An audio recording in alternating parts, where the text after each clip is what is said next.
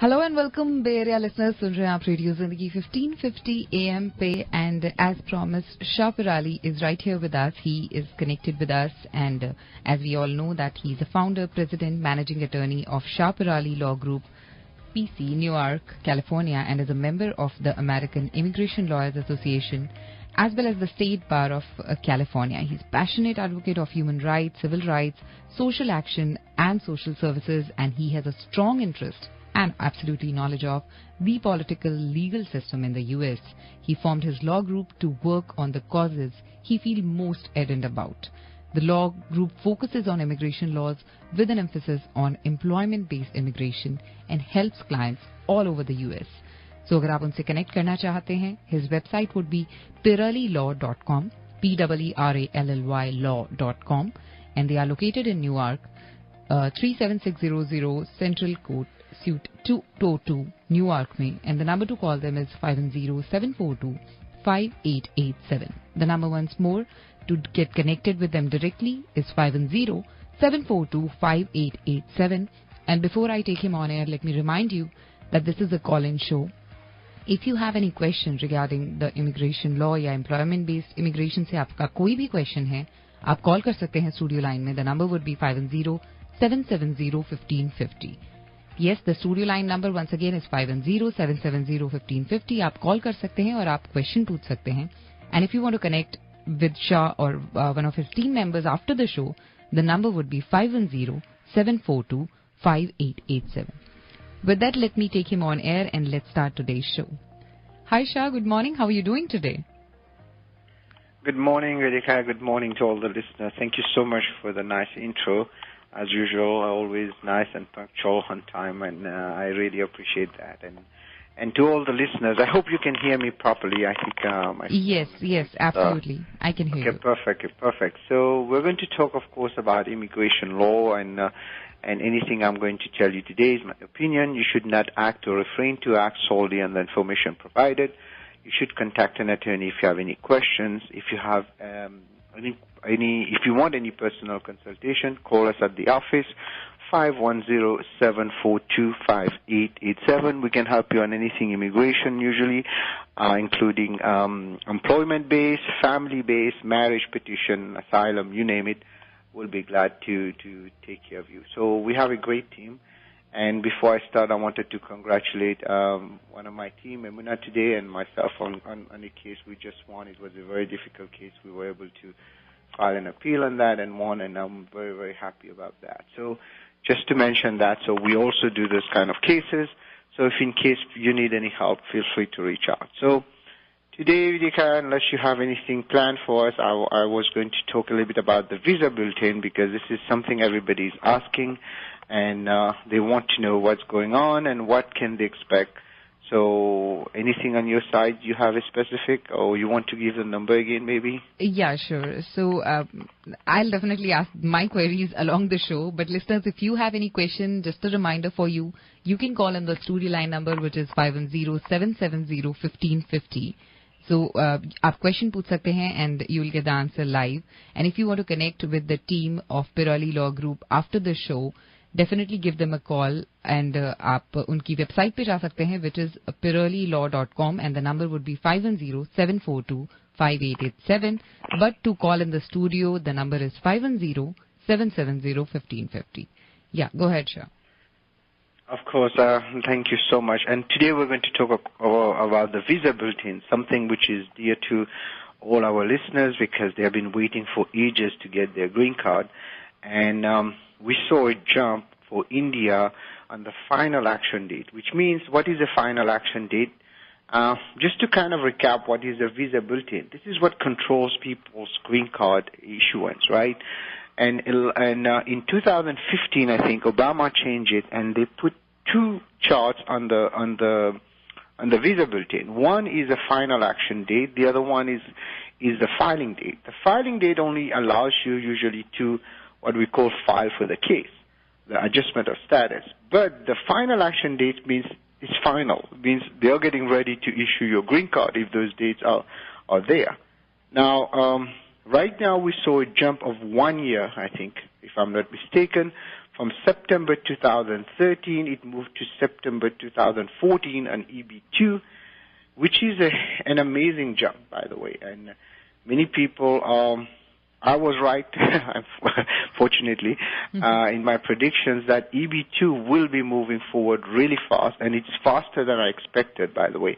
I was expecting maybe a jump around 3 months, 4 months, but guess what? It moved to actually 1 year from a little bit less than 1 year, but close to that, from September 2013. Now it's going to jump next month on September 2014, which means for those who are going who basically are waiting on their green cards, they will be able to get it, hopefully. Now, we have another issue that is happening.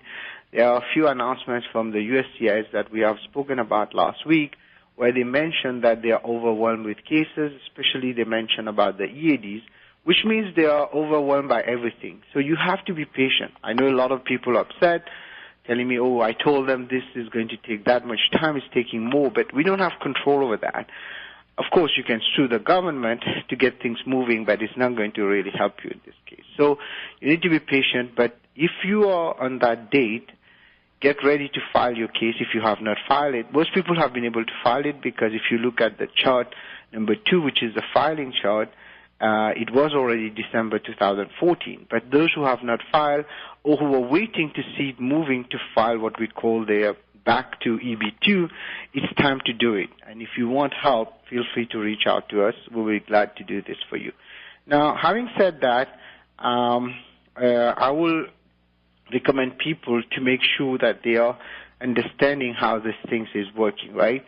And the whole idea is to actually get people to decide whether it's a good idea to go on EB2 or EB3, and that's where a lot of people get confused. Should they move back? Should they stay on EB3? Well, definitely. Everything is pointing to EB2, and you have to understand how the EB2 works. The EB2 is for selective people. It's for people with the equivalent of 4 years degree bachelor plus 5 years experience, or someone with a master's degree.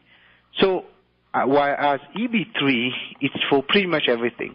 EB3 itself is divided into 3 parts, and it also includes pretty much just specialized workers or just regular workers can get an EB3, which means that EB3 is always pressured. We saw an EB3 moving forward into 2021, I think, 2020, because there were a lot of political and financial issues that they wanted to fix. USCIS, you remember at that time, needed money and etc. So I'm not saying that, but it works towards this most of the time. So we have to look at this from this perspective. Mm-hmm. Now, I will recommend if you need any help, feel free. If you need to decide which one to pick, give us a call. We'll be glad to deal with that. And let me know if you want us to take care of your case, upgrading it. We can also do that for you. Or ultimately, if you want to do any kind of labor certification, national interest waiver, you name it, feel free to reach out also. So now, this is the part of the visa bulletin, and I'm hoping that this will keep moving. Okay, by the way, I have a feeling this is going to keep moving for the next, at least till April next year when we have the new fiscal year. This is going to be good for EB2. So take advantage of it, and if you need help to decide which way to go, feel free to reach out, 510-742-5887. So that's how I see this, and I will really be glad to help you if you need help. Any questions on that? So, yeah, I think when you started, I think this is the most apt discussion we should have, because people have questions around this mostly, like if people have switched the companies and they have status changed, and like they cannot decide, like this thing is moving, this thing has slowed down, so should I jump from this status to that status? So I think this would be the on the top of most frequently asked questions. So listeners, if you have any question like that, if you would like to know what can be done in your situation, definitely give us a call. Shah is with us on air in the studio, 510-770-1550. That's our studio line number. You can give us a call and ask your question. Again, the number is 510-770-1550. And if you would like to connect with the team, their website is pirallylaw.com. You'll get all the information there. Once again, it's PEERALLY law.com. Or you can give them a call directly. The number would be 510-742-5887. और अगर अभी तुरंत कोई question पूछना चाहते हैं तो as I said studio line number is we have open the lines 510-770-1550 so you can give us a call and definitely ask your question. So Shah, you were talking about the latest visa bulletin and the jump and like as you kind of predicted correctly. So down the lane, if I say what is your prediction over the year, kya rahega? What's the prediction? Well, I think it's going to keep moving forward until April because, well, at least April. That's my feeling. Again, it's not guaranteed, but based on the announcement of the USCIS and my calculations, there are a lot of EB2s coming. They have been holding them, plus they are trying to release that to clear all this backlog, and they have already advised us that there are a lot of them coming. So usually the fiscal year is decided in April, right? So at that point, they might stop it. We might not see retrogression, but we might also not see any progress after that. But the best case scenario, we're going to see till October, where the fiscal year kicks in on October 1st, just like the H-1B. So my take is it will keep going up. I don't know. I think the rate jump of 1 year, if we see that, it means by the end of, let's count it only 6 months, okay? Let's not be too optimistic. Even 4 months, okay? If we calculate 4 months, right now we are in May, we are left with 7 months left, right? 7 multiplied by 4, we say 28 months ahead, which will bring it to 2 years, 2.5 years, plus 4 more months, which means we are talking about another 1600. So we are 28 plus 16, right? So my math is not good. Maybe you can count that for me. But if we add all this, I think we can go up to 2018. That's my thinking. Around January, we can even touch 2019 by April. But again, this is a totally guesswork, right? There's no real science behind it. It's just from my experience and listening to all the announcements and alerts that we hear from the USCIS. So don't hold me to it. But this is my take on it. I think it will go up for the next, at least for the next 12 months. I'll say, for the next 12 months, 11 months actually. So 11 multiplied by 4 makes it 44. 44 months makes it 3.5 years almost. So if we add 3.5 years to 2014, we're reaching almost 2018. And we can even touch 2019. And I'm only being very, very conservative because I'm saying 4 months. Look at what has happened. Not only 4 months, it jumped by 1 year. And I'm talking final action date here. Now, the question is that will they move the filing date up to that? Usually the filing date is always above the final action date. So that means they might move the filing date to 2020 even and keep the final action date around 2017, 2018. Both are good for you if you get a chance. But unless we see a huge pressure going on the EB2 quickly, we're not going to see any retrogression, I think, for the next 1 year. So that's one good news. So India is kind of in good shape right now.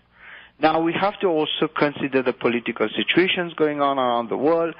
It might affect this because they have never really disclosed how they count this, although they have shown us a huge algorithm, and my engineer clients will know better than me, and they have been trying to really figure it out because there's no real algorithm. It depends on many factors. It depends how many people have gotten their green card, how many people are filing, and we know during the COVID time there was a slowdown, so 2 years there have not been many perms probably filed, which means we have a 2-year break that is going back in the basket. and that's why you're seeing also that jump. So all this put together, plus of course the political situation, and plus USCIS wanted to clear stuff, and plus Biden is more pro-immigration kind of compared to Trump. So when we add all this, I think we're going to have some great news about EB2. Now again, having said that, that doesn't mean it's going to happen. All I'm saying is that this is just my estimate, and anything like I said at the beginning, I'm telling you, it should be taken as educational, and you cannot really rely on that because this is just a guess, okay? I'm repeating that because people sometimes will hold me to that. Luckily, I usually get it exact, not exact, but at least very close, but this is pure guesswork based on all the data I have on what's happening. Not I have, it's out there, but I can kind of compile it because I've been doing this for so many years. Now, what should you do if you're an EB3? EB3 is not going to do well. In fact, there's a chance we're going to see some retrogression for a little bit more. So if you can move to EB2 no matter what, go for it. I will highly recommend it. The great thing, if you are in EB2, you can always move down to EB3. But if you're an EB3 and you cannot move up to EB2 usually unless you redo the whole labor certification. So whenever you're filing your labor certification, I highly recommend that you opt always for the EB2. Now, if later on you want to use the EB3, you can always do it. But if you do it from the beginning on EB3, you won't be able to go up because the labor certification itself will not sustain that. I repeat that. This is the logic of it. The logic is that when an EB3 labor certification is done, the requirements are lower than an EB2. There's no way you can convert your I-140 to an EB2 without changing the labor certification.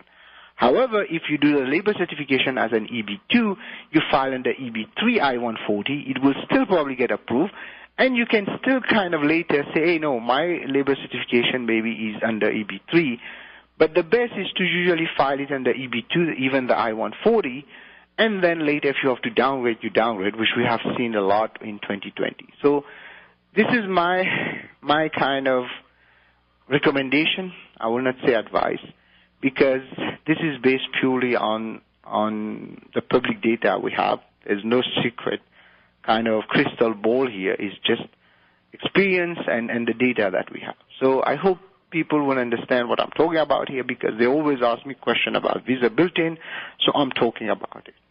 Absolutely. Anything special? Yeah, actually, there is a caller trying to connect with us, but I'm not able to hear them. So if they are listening, we have a couple of more minutes. You can call us back. The studio line number is 510-770-1550.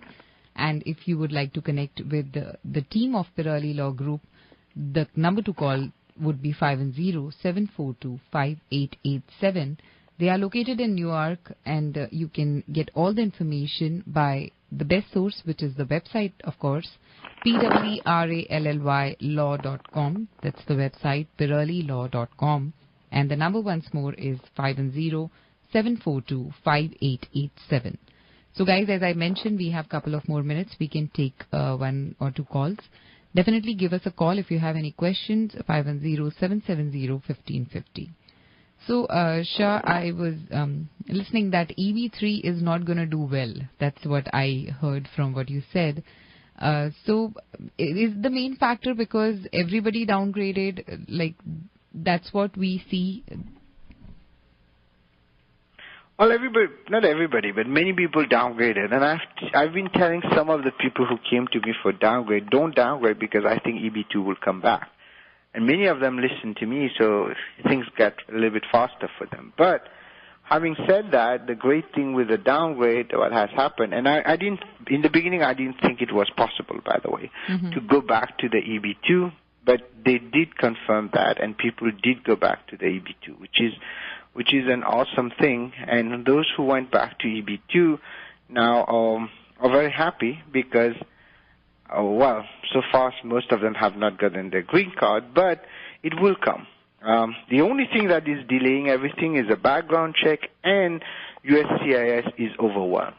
And they have not really hired a lot of more people to actually kind of cover for the discrepancies. And because of that, we are seeing a big gap, and people are sometimes frustrated why they're not getting their green card. But you got to be patient. It's nothing to do with you. It's just the problem is that there are only so many people who are working on these cases. And USCIS doesn't have the means, they don't have that kind of money right now to spend because they were kind of in very bad shape in the past 2 years.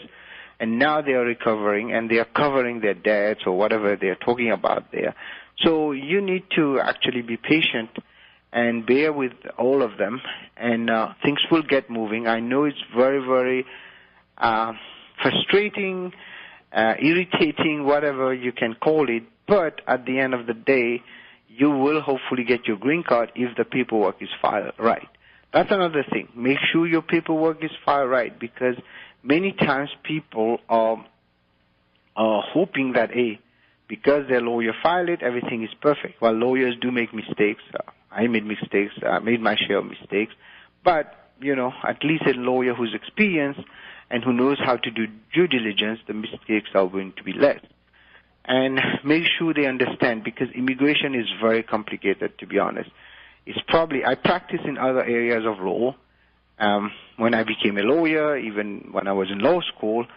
But immigration is probably the most complicated and most challenging. People think, it's just an immigration lawyer. No, the truth is that this is the only area of law where you pretty much practice in everything. If you practice, for example, in contract law, you do transactional work, you'll be limited pretty much to sit in an office. And if you're doing trial, you will probably be doing mostly trial in court. But in immigration, we do all of them. We do, and then also if you're doing appeals in normal times, you will just do appeals. But in immigration, we do all of them. We take it from administrative, we go to federal court, we go to appeals court, including the Ninth Circuit and up and up. So it is complicated. And the reason I'm saying that is not to brag about it, is because a single mistake will cost you. Mm-hmm. For example, a lawyer who doesn't know how the I-140 works will tell someone, you'll be fine because you'll get an I-140. But the lawyer has not checked that although the labor certification was approved, the company doesn't have the means to pay the prevailing wage, for example. And they never checked it. Guess what? The I-140 will get denied. Because a lot of people just go, my company is saying they will do my labor certification. Yes, good, especially for future employment. But what happens when you reach the I-140 and you're not working there? You don't meet the requirements of proving the ability to pay. The whole case will crumble.